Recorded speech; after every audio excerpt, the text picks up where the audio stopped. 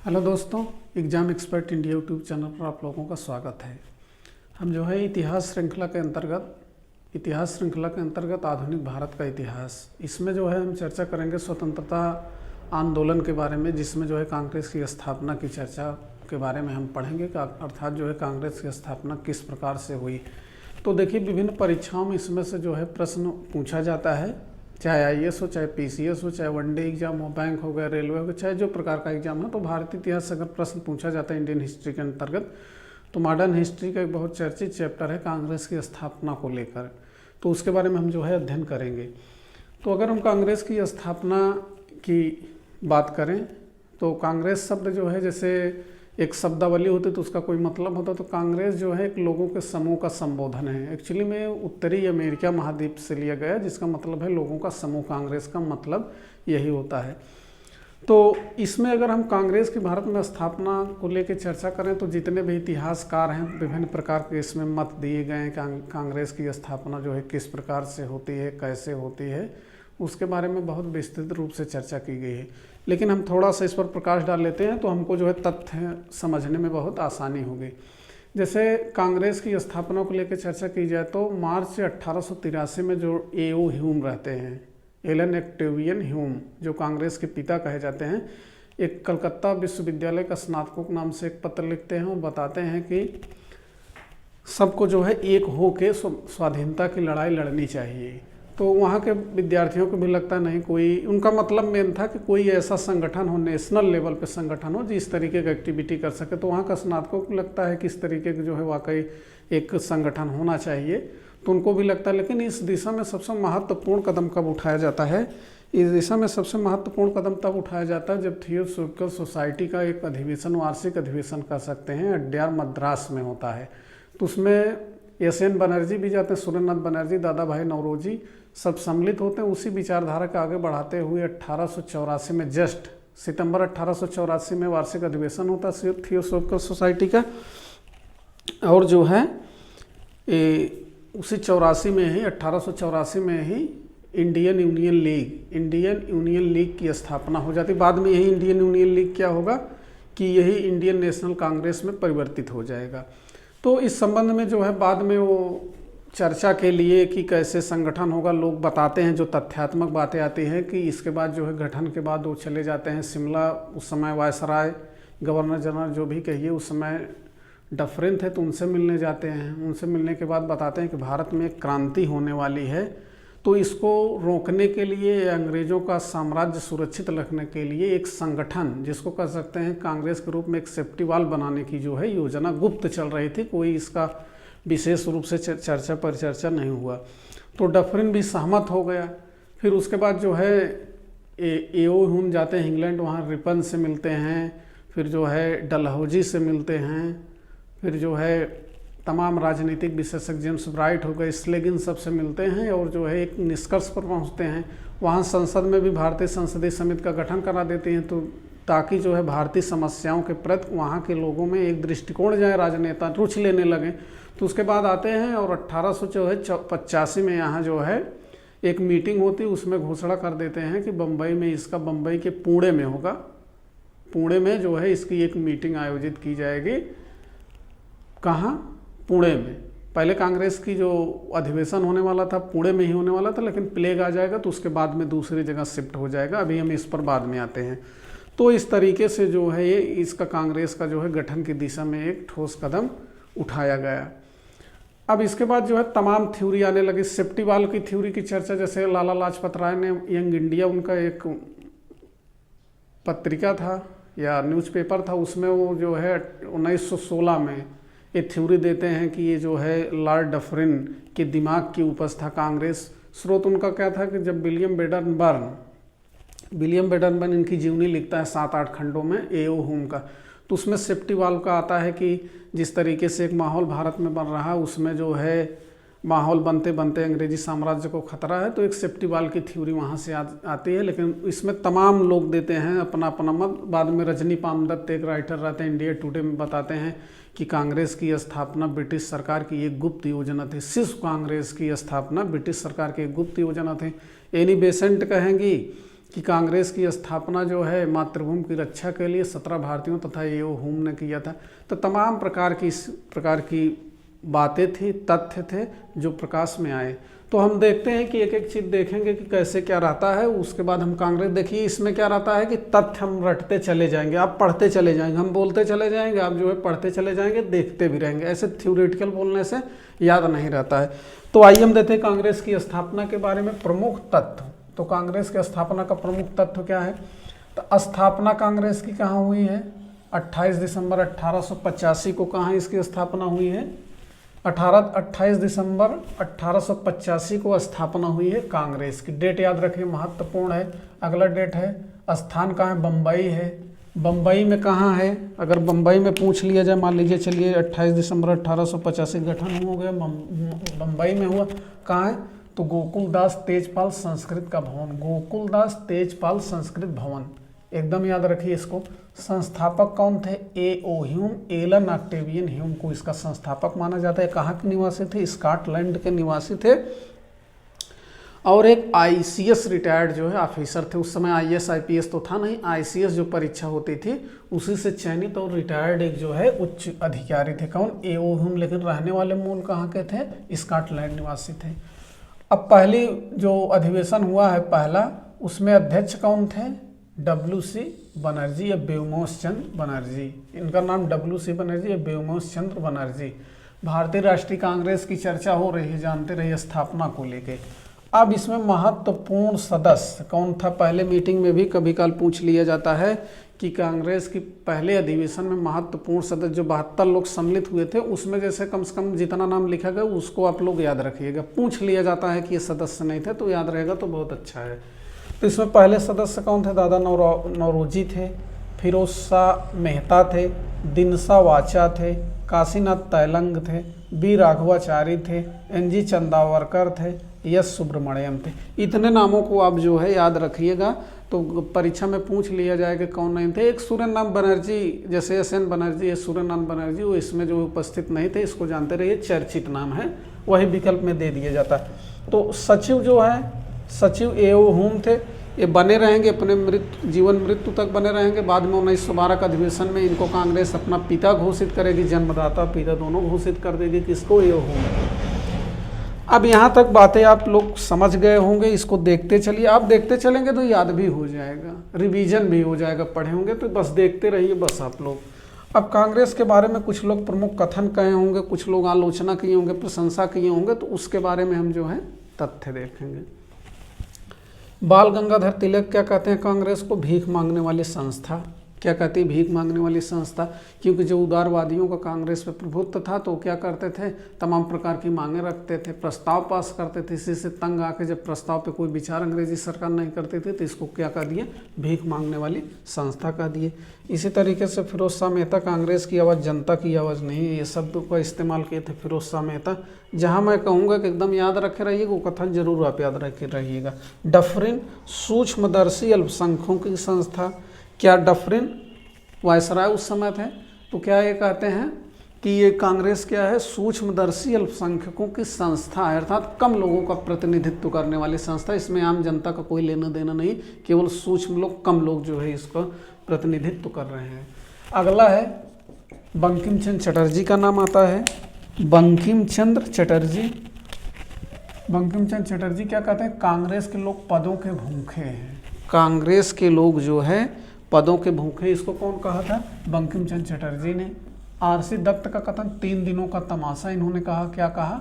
3 दिनों का कांग्रेस का जो अधिवेशन होता है मैक्सिमम 3 या 4 दिन, 3 दिन 4 दिन मैक्सिमम चलता था, तो वही क्या कह दिया गया? 3 दिनों का तमाशा इन्होंने कह दिया। बिपिन चंद्र पाल, याचना संस्था, गरम दल के थे। लालपाल बाल, लाला लाजपत राय, बाल गंगाधर तिलक, बिपिन चंद्र पाल। एक नाम अरविंद घोष का भी आता है, लेकिन मुख्य रूप से 3 ही यही लोग थे गरम दल के। लाला लाजपत राय क्या कहते हैं? शिक्षित भारतीयों का वार्षिक राष्ट्रीय मेला। देखिए आप एक ही शब्द को जो है ध्यान से देखिए कौन क्या कहा, तभी याद होगा, पूरा कथन रटने की जरूरत नहीं। जैसे इसमें आ जाएगा डफरिन के कथन में सूक्ष्मदर्शी आप याद रखिए, और अल्पसंख्यकों की संस्था किसने कहा? डफरिन कहा। इसमें कांग्रेस लोग पदों के भूखे, पदों को भूखे कौन कहा था? तो बंकिम चंद्र चटर्जी ने। 3 दिनों का तमाशा, इसीलिए मैं इसी तरीके से लिखा भी हूँ एकदम शार्ट क्लू में कि आपको जो है याद रहे। याचना संस्था किसने कहा था? बिपिन चंद्र पाल ने। राष्ट्रीय मेला शब्द का इस्तेमाल शिक्षित भारतीयों का वार्षिक राष्ट्रीय मेला आप याद रखिए तो कौन होगा? लाला लाजपत राय। महात्मा गांधी कांग्रेस की समाप्ति का सुझाव, थोड़ा सा यहाँ समझ लेंगे। एक्चुअली में हुआ क्या, जब 15 अगस्त 1947 को देश स्वतंत्र हुआ, चूंकि एक नेशनल संगठन बनाया गया था कांग्रेस को ना, तो कांग्रेस का जब उद्देश्य पूरा होगा, स्वतंत्रता का उद्देश्य मूलभूत था, जब उद्देश्य पूरा होगा 15 अगस्त 1947 को, तो गांधी जी ने कहा कि कांग्रेस का उद्देश्य पूरा होगा, अब इसका जो है इसे समाप्त कर देना चाहिए। लेकिन चूंकि राजनीतिक मुद्दा था, राजनीतिक लाभ लेना था, जो भी चाहिए, हालांकि किसी के इंटेंशन पे जो है बहुत ज़्यादा हम शक नहीं कर सकते हैं, तो लेकिन अपने जो कार्यकर्ता थे उनके सुझाव पर जो है समाप्त तो हालांकि नहीं कर पाए, लेकिन कांग्रेस की समाप्ति का सुझाव अगर प्रश्न पूछा जाए तो क्या होगा? गांधी जी के। कर्जन क्या कहते हैं? कांग्रेस धीरे धीरे लड़खड़ा रही। इसका मतलब आपको क्या शब्द रटना है? कांग्रेस धीरे धीरे क्या रही? लड़खड़ा रही है। अगर शब्द आ जाए तो किसका कथन है? कर्जन का है। फिर इसी ने एक और कथन दिया है कर्जन ने ही, कौन सा? गंदी चीज और देशद्रोही संस्था। गंदी चीज और देशद्रोही संस्था कौन है? कर्जन है। धीरे धीरे लड़खड़ा रही है, गंदी चीज और देशद्रोही संस्था, कर्जन के 2 प्रसिद्ध कथन। इसको साथ में आप लोग जो है याद कर लीजिएगा। महत्वपूर्ण प्रश्न ये भी है कि महात्मा गांधी कांग्रेस की समाप्ति का सुझाव किसने दिया था? तो महात्मा गांधी, एम के गांधी। अब जो महत्वपूर्ण अधिवेशन हुए हम उनकी चर्चा करेंगे। देखिए यहाँ अधिवेशन इतने में आ नहीं पाएगा एक बार में, तो हम जो है इसको इसी में जोड़ के दूसरा वीडियो भी बनाएंगे, तो साथ साथ उसको भी देख लेंगे, एक साथ देखे रहेंगे तो याद रहेगा। तो महत्वपूर्ण अधिवेशन एक नज़र में देख लेते हैं हम। पहला अधिवेशन कहाँ हुआ? 1885 में होता है, बम्बई में होगा। WC बनर्जी अध्यक्ष रहेंगे। इसमें क्या होगा? इसमें जो है 72 प्रतिनिधि क्या करेंगे? भाग लेंगे। कितने प्रतिनिधि? 72 प्रतिनिधि जो है इसमें भाग लेंगे। कितने प्रतिनिधि भाग लेंगे? 72 प्रतिनिधि इसमें जो है भाग लेते हैं। अब दूसरा है 1886 है, ये भी कलकत्ता में होगा। इसकी अध्यक्षता कौन करेगा? दादा भाई नौरोजी। तो दूसरे में कितने सदस्य भाग लेंगे? 434 सदस्य भाग लेंगे।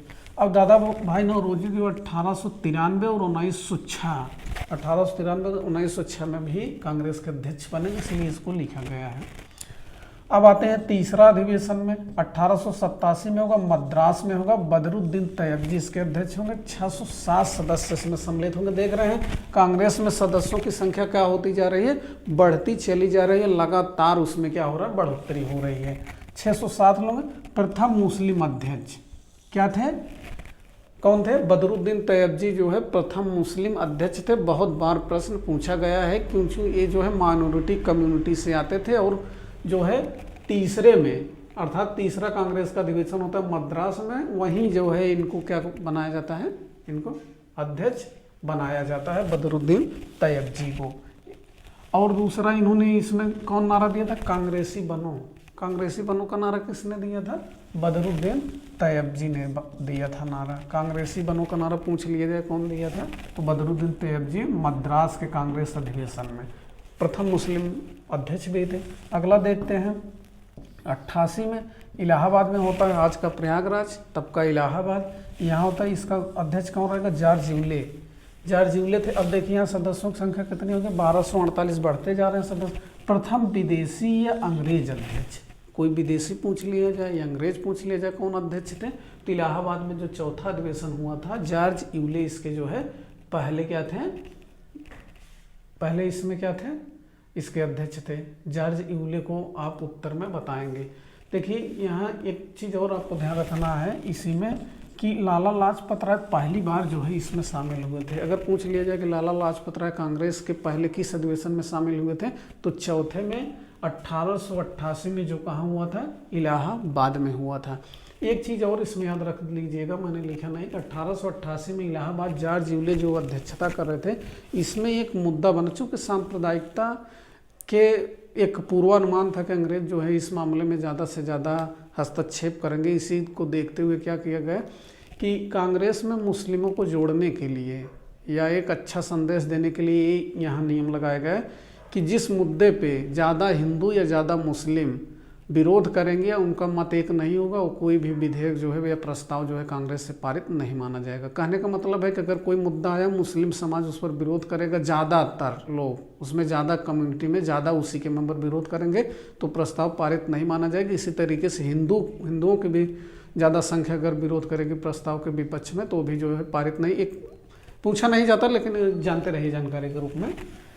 फिर 1896 का 88 होगा डायरेक्ट महत्वपूर्ण जो है कांग्रेस का अधिवेशन ले रहे हैं जहां से लगातार प्रश्न आ रहे हैं। ये भी कलकत्ता में होता है।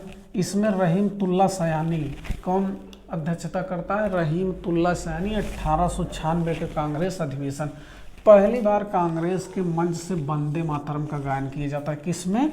1896 में। 1896 के कलकत्ता अधिवेशन में रहीमतुल्ला सयानी इसकी अध्यक्षता करेंगे। पहली बार कांग्रेस के मंच से वंदे मातरम का गायन किया जाएगा। इसको याद रखिएगा, बहुत बार प्रश्न आ चुका है। 1905 में आते हैं। 1905 में वाराणसी में कांग्रेस का अधिवेशन होगा। गोपाल कृष्ण गोखले कौन इसका अध्यक्ष होगा? गोपाल कृष्ण गोखले इसके अध्यक्ष होंगे। गोपाल कृष्ण गोखले जो है महात्मा गांधी के राजनीतिक गुरु भी हैं।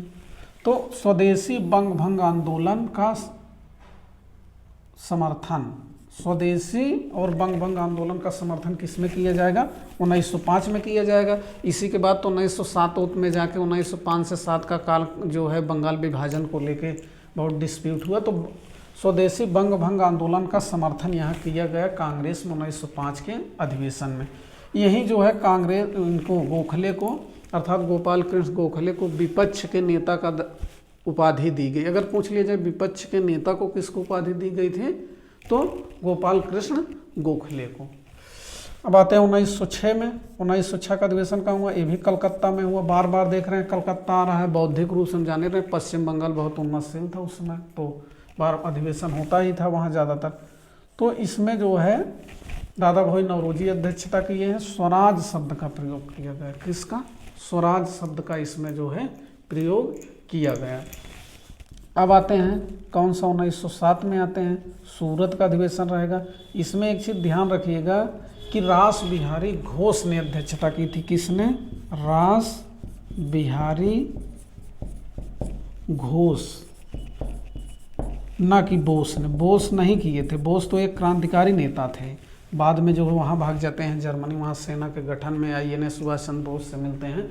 तो घोष नहीं है बल्कि रास बिहारी घोष किसकी अध्यक्षता करते हैं? 1907 का सूरत अधिवेशन। चूंकि महत्वपूर्ण है, गरम नरम दल में विभाजन यहाँ हुआ है, तो कई बार परीक्षाओं में पूछ लेगा कि रास बिहारी बोस और घोष दोनों दे देगा, तो सही कौन सा होगा? घोष। तो बोस से याद रखिए, सुभाष चंद्र के बोस साथ थे तो क्रांतिकारी नेता थे, तो इनको नहीं, ये घोष अध्यक्षता किए थे। इसको जो है जानते रहिए। तो कांग्रेस का यहाँ प्रथम विभाजन होगा गरम दल और नरम दल में। किसमें? 1907 के। संख्या भी पूछ लेता कौन सा अधिवेशन था, पूछा भी है, तो 23वां था। सूरत में 1907 में होता है 23वां जो है अधिवेशन कांग्रेस कराता था, सूरत में होता है। रास बिहारी घोष इसके अध्यक्ष थे, ना कि बोस। से भी जानते रहिए। कांग्रेस का प्रथम विभाजन गरम और नरम दल में। ये विभाजन क्या हुआ? स्वदेशी आंदोलन की प्रवृत्ति को लेकर किस प्रकार चलाया जाएगा, उसीलिए जो है मुख्य रूप से विभाजन हुआ था। तमाम मारपीट इसमें हो गया था।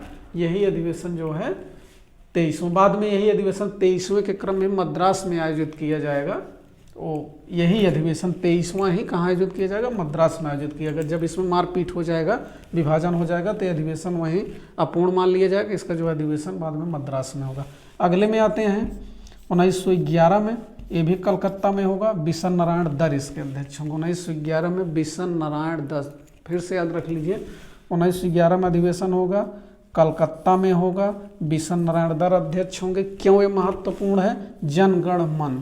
जनगण मन अधिनायक का गायन प्रथम बार 1911 के कांग्रेस अधिवेशन कलकत्ता में किया जाएगा। बाद में राष्ट्रगान भारत का बनेगा, तो यहाँ तक तभी राष्ट्रगान बना नहीं भारत का, तो जनमन का गणना इसका जो है गायन सर्वप्रथम यही हुआ था।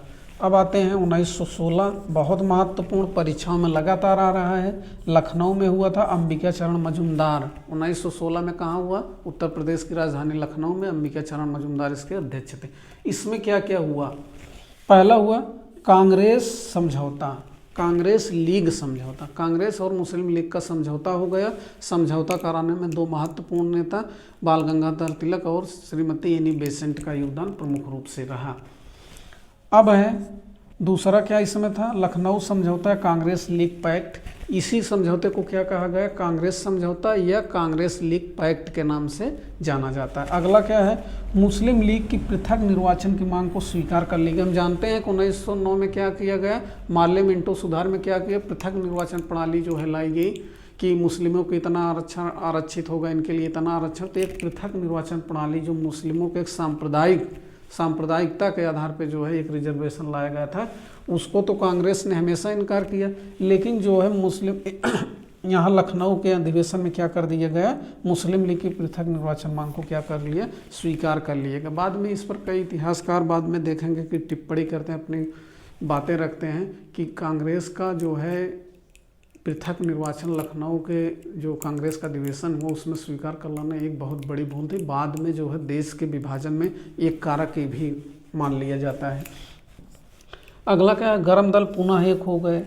अब गरम और नरम दल जो है पुनः क्या हो गए, एक हो गए। इसमें मुख्य रूप से अगर पूछा जाए तो किसका योगदान था, श्रीमती एनी बेसेंट का योगदान रहा है कि उनको जो है एक कर दिया गया। तो गरम दल नरम दल पुनः एक हो गए। तिलक इसी कांग्रेस अधिवेशन में नारा दिए थे, स्वराज मेरा जन्मसिद्ध अधिकार है, उसे मैं लेकर रहूँगा। किस अधिवेशन में कहा गया था, इनके द्वारा उद्घोष किया गया था, तो 1916 के लखनऊ अधिवेशन में ये उद्घोष किया गया था, स्वराज मेरा जन्मसिद्ध अधिकार है और इसे मैं लेकर रहूँगा। तो देखिए इतना तो कांग्रेस, राष्ट्रीय कांग्रेस हम चर्चा कर लिए। और कांग्रेस का पहले नाम क्या था, Indian national union. Indian national union बाद में जो है यही क्या कर दिया गया, किसके, दादा भाई नौरोजी के सुझाव पे क्या कर दिया गया, Indian national union. Indian national union इसका नाम था। बाद में जो है दादा भाई नौरोजी के, दादा भाई नौरोजी ओल्ड, तो दादा भाई नौरोजी के सुझाव पर क्या इसका कर दिया गया, इंडियन नेशनल कांग्रेस, या इसी को कह दिया जाता है भारतीय राष्ट्रीय कांग्रेस। तो इतना हमने देख लिया 1916 तक। अब हम जो है 1917 का आगे देखते हैं। हमने 1916 तक का देख लिया, अब जो है 1917 का कांग्रेस अधिवेशन देखते हैं, इसमें क्या महत्वपूर्ण है। तो 1917 का कांग्रेस अधिवेशन जो है कलकत्ता में होता है। कलकत्ता में अधिवेशन होगा, इसमें अध्यक्ष किसको बनाया जाएगा, श्रीमती एनी बेसेंट को, श्रीमती एनी बेसेंट को बनाया जाएगा। तो प्रथम महिला अध्यक्ष होंगी। देखिए कांग्रेस के जो अध्यक्ष बनाए गए महिलाओं को केवल 3 बार बनाया गया है।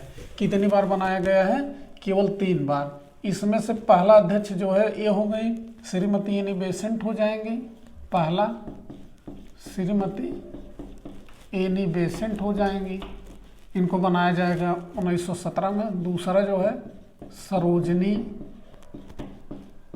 नायडू, तीसरा जो है नलिनी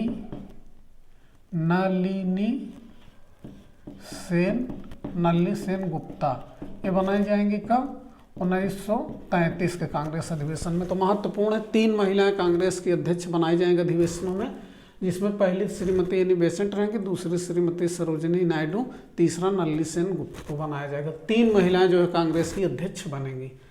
तो इसको जानते रहिए। तो श्रीमती एनी बेसेंट अध्यक्ष बनाई जाएंगी। आयरिश महिला थी, ये जानी रही, आई थी, भारत की नागरिकता ले ली थी। तो प्रथम महिला अध्यक्ष श्रीमती एनी बेसेंट। अब 1918 का हम कांग्रेस अधिवेशन देखते हैं, ये दिल्ली में होता है। कहाँ होता है, दिल्ली में, याद रखिएगा। अधिवेशन का देखिए स्थान प्रमुख रूप से याद रहता है और विशेष रूप से उसमें क्या काम किए गए, अध्यक्ष कौन था, यही जो है विशेष रूप से मायने रखता है, यही पूछा जाता है चाहे जो परीक्षा हो। तो इसमें अध्यक्ष किसको बनाया जाता है, मदन मोहन मालवीय को। मदन मोहन मालवीय इसके अध्यक्ष रहते हैं। सर्वप्रथम मौलिक अधिकारों की मांग की गई। इसी में सर्वप्रथम बार किसकी मांग की गई, मौलिक अधिकारों की।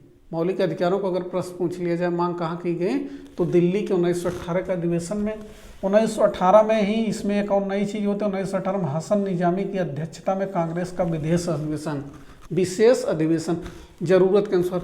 होता क्या था, इसके पहले एक वार्षिक अधिवेशन होते थे, जैसे 1985 में हुआ, 86 में हुआ, 87 में हुआ, 88 में, क्रमों एक एक साल में होते थे। कांग्रेस का अधिवेशन होने का कारण भी क्या था, बहुत विस्तृत में तो चर्चा नहीं की गई, लेकिन शॉर्ट में समझ लीजिए। कांग्रेस का अधिवेशन होने का एक मूल उद्देश्य था कि चूंकि भारतीयों में जो उस समय राष्ट्रवाद की भावना बहुत कमजोर अवस्था में थी और उनमें राजनीतिक चेतना बिल्कुल नहीं थी, इसलिए जो है राष्ट्रीय संगठन की मांग उठी, राष्ट्रीय संगठन का गठन किया गया और राष्ट्रीय चेतना, राजनीतिक चेतना जागृत करने के लिए देश के देखते नहीं जगह जगह जो है इसका अधिवेशन हो रहा है। तो अधिवेशन होकर कांग्रेस में सबको क्या किया जा रहा है, जोड़ा जा रहा है अधिवेशनों के माध्यम से। और सरकार से उधर क्या है, तमाम प्रस्ताव पारित करके कुछ न कुछ जो है अधिकारों की मांग भी की जा रही है, स्वराज की तरफ भी बढ़ रहे हैं और लोगों को जोड़ा भी जा रहा है। तो ये मेन अधिवेशन होने का वो था। तो हसन निजामी की अध्यक्षता में जो है कांग्रेस का विशेष अधिवेशन भी शुरू हो गया अध्यक्षता में। अब अगला आता 1920 का अधिवेशन। 1920 का अधिवेशन महत्वपूर्ण है। पहला इसमें देखिए 2 अधिवेशन होगा। पहला अधिवेशन जो होगा कलकत्ता में होगा। कहाँ, कलकत्ता में विशेष अधिवेशन है। इसकी अध्यक्षता कौन करेंगे, लाला लाजपत राय। ध्यान रखिए कांग्रेस को 1920 में 2 अधिवेशन होंगे। पहला जब होगा विशेष अधिवेशन हो जाएगा, चूंकि असहयोग प्रस्ताव लाना है महात्मा गांधी को, तो तुरंत इसका अधिवेशन बुलाया जाएगा कलकत्ता में, जिसकी अध्यक्षता लाला लाजपत राय करेंगे। इसमें असहयोग प्रस्ताव रखा तो जाएगा, कई किताबों में देखकर प्रस्ताव पारित नहीं हो पाया, रखा जाएगा, तो प्रस्ताव वाकई पारित नहीं हो पाया था। इसमें असहयोग प्रस्ताव रखा जाता था, लेकिन जो है स्वयं लाला लाजपत राय हो गए, देश बंधु हो गए, CR दास जिनको कहते हैं, तो ये सब प्रस्ताव के विरोध में था, तो प्रस्ताव जो है पारित नहीं हो पाया था। फिर जो है नागपुर में अधिवेशन होता है वार्षिक वाला, तो इसमें बी राघवाचारी इसमें जो है अध्यक्ष बनाए जाते हैं। यहाँ जो है असहयोग प्रस्ताव क्या होता है, पारित हो जाता है। कांग्रेस को प्रस्ताव पारित कर देते हैं कि असहयोग आंदोलन देश में चलाया जा सकता है। असहयोग आंदोलन ही पहला जो है जनवादी एक बहुत बड़ा व्यापक आंदोलन था, कांग्रेस के द्वारा चलाया गया। अगला देखिए 1924 में महत्वपूर्ण है, परीक्षाओं में कई बार पूछा गया है कि बेलगांव में होता, कर्नाटक में है। इसकी अध्यक्षता कौन, महात्मा गांधी किए थे। पूरे जीवन काल में जो है एक बार ही अध्यक्षता किए हैं। कहाँ को, 1924 में बेलगांव में होता। महात्मा गांधी इसकी केवल एक बार अध्यक्षता करते हैं। हालांकि बाद में जो है उनको लाहौर में 1929 में होगा, उसमें भी बनाया जाएगा अध्यक्ष, लेकिन वो जो है पंडित जवाहरलाल नेहरू को अपनी तरफ से अध्यक्ष बना देंगे। तो मात्र एक बार कांग्रेस की अध्यक्षता महात्मा गांधी ने की 1924 में बेलगांव के कांग्रेस अधिवेशन में। अगला है, ये भी महत्वपूर्ण है, 1925 में होता है, कानपुर में होगा। ये कांग्रेस का अधिवेशन कहाँ होगा, कानपुर में। इसकी अध्यक्षता कौन करेंगे, श्रीमती सरोजिनी नायडू। श्रीमती सरोजिनी नायडू 25 में कानपुर के अध्यक्षता करेंगे श्रीमती सरोजिनी नायडू। प्रथम भारतीय महिला अध्यक्ष, जैसे प्रश्न पूछ लिया जाए कि कांग्रेस की प्रथम महिला अध्यक्ष कौन थी, तो श्रीमती एनी बेसेंट। लेकिन अगर पूछ लिया जाए प्रश्न की प्रथम भारतीय महिला कांग्रेस के अध्यक्ष कौन थी, केवल महिला पूछेगा तो एनी बेसेंट, अगर भारतीय लगा देगा महिला के पहले तो श्रीमती सरोजिनी नायडू। प्रश्न जो है पढ़ के ध्यान दीजिएगा, थोड़ा सा टेक्निकल है। भारतीय लिखने के कारण क्या हो जाएगा, सरोजिनी नायडू, नहीं तो एनी बेसेंट है। इसी में क्या होता है, एक महत्वपूर्ण और प्रश्न एक बार जो है पूछा गया है, इसको ध्यान रखिएगा। हसरत मोहानी रहते हैं कांग्रेस के अधिवेशन में, कानपुर में ही पूर्ण स्वराज का प्रस्ताव रखा जाता है। हसरत मोहानी द्वारा कानपुर के अधिवेशन में ही प्रथम बार पूर्ण स्वराज का प्रस्ताव रखा जाएगा, लेकिन पारित नहीं होगा। पारित कहाँ होगा, लाहौर अधिवेशन 1929 में जो बाद में होगा वहाँ पारित होगा। अब आते हैं 1929 में लाहौर अधिवेशन में पंडित जवाहरलाल नेहरू अध्यक्ष होंगे। बताया कौन अध्यक्ष बनना था, महात्मा गांधी को, लेकिन अपनी तरफ से अध्यक्ष बनाया पंडित जवाहरलाल नेहरू को। इसी में क्या किया गया, पूर्ण स्वराज का प्रस्ताव पारित कर दिया गया। रखा कहाँ जाएगा, पहली बार अगर प्रश्न पूछ लिया जाए, हसरत मोहानी द्वारा 1925 में कानपुर के अधिवेशन। तो इसको याद रखिएगा, पारित यहाँ होगा। इसी में क्या किया जाएगा, चूंकि रावी नदी के तट पर होगा, बहुत प्रसिद्ध है, तो 26 जनवरी 1930 को प्रथम स्वतंत्रता दिवस मनाने की घोषणा की जाएगी। किसमें, लाहौर के 1929 के कांग्रेस अधिवेशन में 26 जनवरी 1930 के प्रथम स्वतंत्रता दिवस मनाने की घोषणा की जाएगी। इसका महत्व इतना प्रभाव रहेगा कि जब देश आज़ाद होगा तो संविधान बनने के बावजूद भी इसका डेट का इंतजार किया जाएगा 26 जनवरी को ना। गणतंत्रता 26 जनवरी को हमको मिली, तो 26 जनवरी 1950 को संविधान क्या किया जाएगा, इम्प्लीमेंट किया जाएगा। इसी वजह से ये भी जानते रहे महत्वपूर्ण। अब 1929 का कराची अधिवेशन, 1929 में क्या होता है, देखिए 1929 का कहाँ होता है, लाहौर में होता है। 31 का कहाँ होता है, कराची में होता है। इसकी अध्यक्षता जो है हमारे जो है प्रधानमंत्री करते हैं, पंडित जवाहरलाल नेहरू। इसका उप प्रधानमंत्री सरदार वल्लभ भाई पटेल करते हैं, तो सरदार वल्लभ भाई पटेल अध्यक्षता करेंगे। अब यहाँ क्या होगा, मौलिक अधिकारों का प्रस्ताव क्या होगा, पारित कर दिया जाएगा। मौलिक अधिकारों का प्रस्ताव क्या कर दिया जाएगा, यहाँ पारित कर दिया जाएगा। लेकिन अगर पूछेगा सर्वप्रथम रखा कहाँ गया था, तो देख रहे हैं 1918 दिल्ली मदन मोहन मालवीय अध्यक्ष रहेंगे। यही जो है सर्वप्रथम मांग की जाएगी, अधिकारों को क्या होगी, डिमांड की जाएगी। लेकिन एक कन्फ्यूजन हो जाएगा, अगर जैसे प्रश्न दे दिया जाए कि मांग कहाँ की गई, तो मूल अधिकार जो है रटे रहेंगे तो नहीं होगा। प्रस्ताव दे दिया जाएगा, पारित कहाँ हुआ था, तो कराची अधिवेशन 1931 में।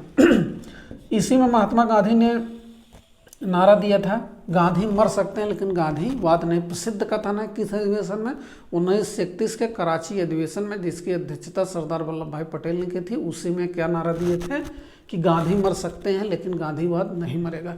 इसमें क्या था कि युवा थे, चूँकि 23 मार्च 1931 को फांसी हो जाती है सरदार भगत सिंह सहित ना, कई लोगों को जान ही रहे हैं।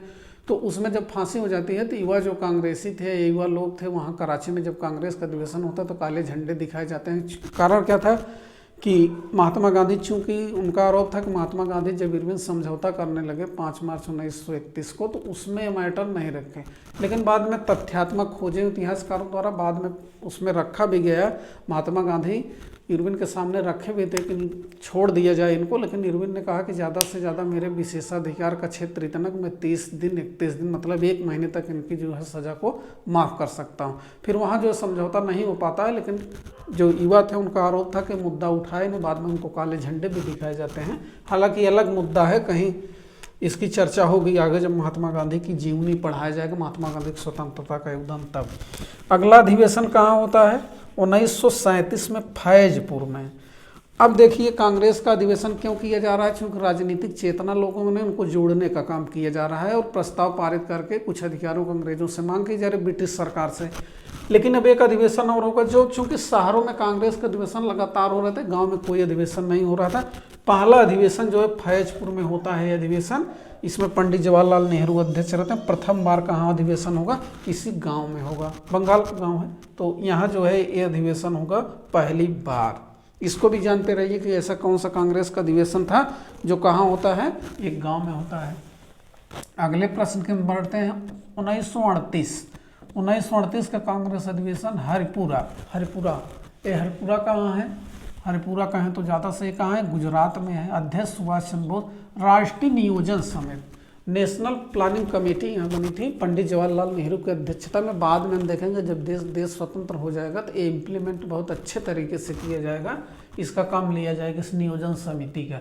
लेकिन अगर पूछ लिया जाए कि राष्ट्रीय नियोजन समिति गठन कांग्रेस के अधिवेशन में हुआ था, तो हरिपुरा में, जिसकी अध्यक्षता जो है नेताजी सुभाष चंद्र बोस कर रहे थे। अब अगला आता है बहुत विवादी जो है कांग्रेस का अधिवेशन है 1939 में, त्रिपुरी मध्य प्रदेश में है। त्रिपुरी संकट आता है, संकट क्या है उसको देख लेते हैं। यहाँ नेताजी सुभाष चंद्र बोस अध्यक्ष होते हैं, लेकिन जो है महात्मा गांधी समर्थित जो है पट्टाभी सीतारमैया एक और उम्मीदवार खड़े हो जाते हैं। अर्थात दोनों में क्या होता है, पट्टाभी सीतारमैया महात्मा गांधी समर्थित है, नेताजी सुभाष चंद्र बोस चुनाव लड़ रहे हैं, यानी कांग्रेस की अध्यक्षता के लिए 2 लोग चुनाव लड़ रहे हैं। अब देखिए यहाँ नेताजी सुभाष चंद्र के इसके आधार पर हम कह सकते हैं कहीं न कहीं लोकप्रियता महात्मा गांधी के ऊपर नहीं कहा जा सकता, लेकिन कम भी नहीं कहा जा सकता, क्योंकि पट्टाभी सीतारमैया जब चुनाव हार जाएंगे तो महात्मा गांधी का एक स्पष्ट बयान आएगा कि ये पट्टाभी सीतारमैया की हार नहीं बल्कि मेरी स्वयं निजी हार है। तो पट्टाभ सीतारमैया को पराजित कर देंगे। लेकिन कांग्रेस में समितियों के गठन को लेके क्या हो जाएगा, नेताजी सुभाष चंद्र बोस और कार्यकारिणी के बीच मतभेद हो जाएगा। और गांधी जी का सम्मान भी सब करते थे, नेताजी सुभाष चंद्र बोस भी करते थे। तो क्या करेंगे, इस्तीफा दे देंगे, वो अपना त्याग पत्र दे देंगे। चूंकि सहमति नहीं बन पा रही है तो इस्तीफा दे देंगे। इस्तीफा देने के बाद ऐसा नहीं है कि पट्टाभ सीतारमैया को अध्यक्ष बना दिया गया, नहीं। त्याग पत्र देने के बाद राजेंद्र सिंह को, याद रखिएगा कि जब सुभाष चंद्र बोस ने जो है त्रिपुरी अधिवेशन में चुनाव जीतने के बाद त्याग पत्र दे दिया तो किसे अध्यक्ष बना दिया गया, निश्चित रूप से पट्टाभ सीतारमैया विकल्प में रहेगा तो राजेंद्र प्रसाद को बनाएगा। थोड़ा कॉम्प्लिकेटेड है, इसको जो है याद रखिएगा। अगला आता है 1940 का कांग्रेस अधिवेशन, रामगढ़ में हुआ था। अबुल कलाम आज़ाद इसके अध्यक्ष बनाए गए थे। थोड़ा एक लाइन और देख लेते हैं, तब इसके बारे में चर्चा करते हैं। 40 में हुआ, रामगढ़ में हुआ, अबुल कलाम अध्यक्ष इसके बनाए गए। अब 41 से लेकर 45 तक अध्यक्ष कौन रहेंगे, अबुल कलाम आज़ाद। क्योंकि देश की परिस्थितियां ऐसी हो गई थी, उधर द्वितीय विश्व युद्ध चल रहा था, इधर भारत छोड़ो आंदोलन का प्रस्ताव पारित होकर उस तरफ मूवमेंट की तरफ लोग बढ़ रहे थे, तो इसमें बहुत ज़्यादा अधिवेशनों की ज़रूरत या कहिए कि अधिवेशन नहीं हो पाए थे। तो 1941 से लेकर 45 तक जो है अबुल कलाम आज़ाद जो है इसके अध्यक्ष बने रहे। तो इसीलिए कहा जाता है कि सबसे लंबे समय तक अगर प्रश्न पूछ लिया जाए कांग्रेस का अध्यक्ष कौन था, सबसे लंबे समय तक, ज़्यादा टाइम तक। देख रहे हैं 40 में रामगढ़ में हुए हैं, फिर 41 से 45 तक अध्यक्षता करते हैं, और दूसरे बहुत कम उम्र में अध्यक्ष बने थे। तो सबसे युवा जो है अध्यक्ष भी कौन थे, अबुल कलाम आज़ाद। अब आ जाते हैं अगले पे। 1946-47 में मेरठ जेबी कृपलानी स्वतंत्रता के समय अध्यक्ष ही रहते हैं। अब यहाँ थोड़ा टेक्निकल क्या है, दरअसल में 45 में जब अबुल कलाम आज़ाद यहाँ अध्यक्ष रहते हैं तो 1946 में जो है पंडित जवाहरलाल नेहरू अध्यक्ष हो जाते हैं। कौन हो जाता है, पंडित जवाहरलाल नेहरू अध्यक्ष बन जाएंगे। लेकिन वो बाद में यहाँ त्याग पत्र दे देंगे। जब त्याग पत्र दे देंगे तो अध्यक्ष बन जाएंगे जेबी कृपलानी। मेरठ में अधिवेशन तो स्वतंत्रता के समय 15 अगस्त 1947, क्योंकि 46 में पंडित जवाहरलाल नेहरू ने रिजाइन दे दिया है, तो 46 में ही कौन आ जाएंगे, जेबी कृपलानी। और 15 अगस्त 1947 जब आज़ाद होगा देश तो जेबी कृपलानी ही क्या रहेंगे, कांग्रेस के अध्यक्ष बने रहेंगे। स्वतंत्रता के समय अध्यक्ष ही रहेंगे। अब देखिए, अब जेबी कृपलानी भी क्या करेंगे, 47 के नज़दीक 47 में क्या करेंगे, ये भी रिजाइन दे देंगे। तब अध्यक्ष कौन बन जाएगा, राजेंद्र प्रसाद बन जाएंगे। अर्थात 46-47 के बीच में कांग्रेस के 3 अध्यक्ष हुए। हमको ये याद रखना है कि 46 में पंडित जवाहरलाल नेहरू का रिजाइन होता है, त्याग पत्र देते हैं, जेबी कृपलानी अध्यक्ष बनते हैं। फिर 47 में जेबी कृपलानी जो है रिजाइन देंगे तो राजेंद्र प्रसाद बनेंगे। लेकिन स्वतंत्रता के समय अगर पूछा जाएगा कौन अध्यक्ष थे तो जेबी कृपलानी। ये चीज़ आप याद रखिएगा। 48 में आते हैं, हालांकि अभी महत्वपूर्ण नहीं, जगहों का जानते रहिए इसे। 1948 में जयपुर होगा, पट्टाभी सीतारमैया इसके अध्यक्ष बनाए जाएंगे 1948 में। अब आते हैं 1950 में, नासिक में पुरुषोत्तम दास टंडन, पुरुषोत्तम दास टंडन या जिनको जो है पीडी टंडन कहा जाता है। अब देखिए, जब ये चुनाव होगा तो इसमें कांग्रेस के 3 प्रत्याशी जो है रहेंगे। पहला पीडी टंडन रहेंगे, जिनको समर्थन देंगे कौन, सरदार वल्लभ भाई पटेल। सरदार पटेल इनका समर्थन कर रहे हैं। दूसरे उम्मीदवार हैं जेबी कृपलानी, जिनको जेएल नेहरू। अर्थात अब देखिए, सरदार पटेल और नेहरू जो है अध्यक्षता के लिए अलग अलग प्रत्याशियों को जो है समर्थन कर रहे हैं। एक शंकर देव लड़े थे, किसी का समर्थन नहीं, स्वेच्छा से। तो इसमें पीडी टंडन जेबी कृपलानी को लेकर सरदार पटेल जहां पीडी टंडन का समर्थन कर रहे थे, वहां जेबी कृपलानी जो है जेएल नेहरू या जवाहरलाल नेहरू कर रहे थे जेबी कृपलानी का समर्थन। मतदान होता है, जो है पीडी टंडन क्या होता है, चुनाव जीत जाते हैं। अर्थात सरदार पटेल के समर्थक थे, उनके जो है उनका समर्थन था तो चुनाव पीडी टंडन जीत जाते हैं। लेकिन बाद में जो है तमाम प्रकार का जैसा होता मतभेद आ जाता है, जैसे हर यहाँ आया था त्रिपुरी के समय, उसी प्रकार का यहाँ भी संकट आ जाता है। तो पीडी टंडन जो है इस्तीफा दे देते हैं, फिर जो है बाद में पंडित जवाहरलाल नेहरू अध्यक्ष बने रहते हैं। यहाँ तक हम अगर कांग्रेस के बारे में पूरा मेन तथ्यात्मक चीज़ें जानते रहेंगे तो निश्चित रूप से जो है परीक्षा में जो है हम प्रश्न कर लेंगे, चाहे जहाँ से पूछा जाएगा। अब इसी बेस पे मैंने 2 प्रश्न इंपॉर्टेंट लिखा है, इसको आप लोग जो है कमेंट बॉक्स में बताइएगा, तो मैं इसकी चर्चा आगे वाले वीडियो में करूँगा कि क्या इसका उत्तर होता है। देखिए प्रश्न क्या है, थोड़ा सा खोजू बनिए, रिसर्चर बनिए। कंपटीशन पास करना तो आप भी खोज करिए, किसी के ऊपर पूर्णतः आश्रित मत रहिए। आपके हिस्से की मेहनत आप ही करेंगे और कोई दूसरा नहीं करेगा। तो कितने गवर्नर जनरल वायसराय ने कांग्रेस के अधिवेशन में भाग लिया? क्या ऐसा कोई गवर्नर जनरल वायसराय इस देश में था जो कांग्रेस के जो अधिवेशन होते थे उसमें कोई भाग लिया था? ये प्रश्न का हमको उत्तर देना है। दूसरा, महात्मा गांधी सर्वप्रथम कांग्रेस के किस अधिवेशन में भाग लिया था? हर महात्मा गांधी कांग्रेस के किस अधिवेशन में सर्वप्रथम भाग लिए थे? 2 प्रश्न महत्वपूर्ण, इनका उत्तर कमेंट बॉक्स में दे दिएगा। इसका उत्तर जो है आगे वाले वीडियो में बताया जाएगा। तो इतना पूरा कांग्रेस का खाका था। हमने कांग्रेस की स्थापना से लेके उसके विभिन्न अधिवेशन में महत्वपूर्ण उठाए गए कदमों के बारे में चर्चा की। उम्मीद है कि वीडियो आपको जरूर पसंद आया होगा। अगर वीडियो पसंद आया तो लाइक करिएगा, शेयर करिएगा, सब्सक्राइब करिएगा चैनल। थैंक यू, धन्यवाद।